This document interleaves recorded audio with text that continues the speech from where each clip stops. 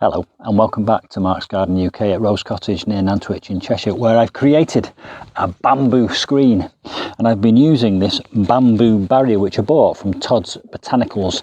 There's a link to that product in the description box below this video if you want to buy it, and if you do buy it through that link I will earn a commission, full disclosure. But the problem I've got here is I've run out. That's the first part of the problem. The second part of the problem is there's a drain pipe running through here.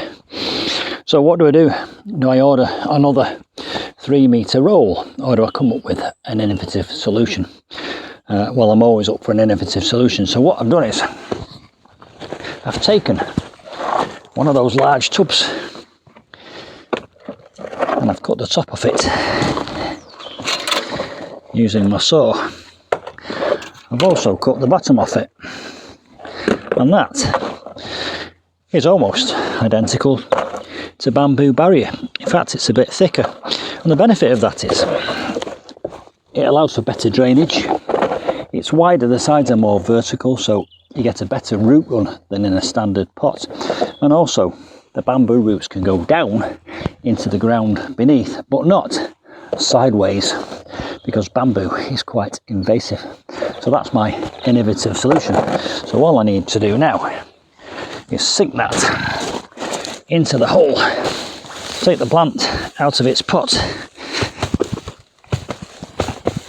It's pretty pot bound actually, but it's probably dying to get out. Yes, you can see it's very pot bound. Get that plant into there and it can fill that pot and bridge this gap in the hedge.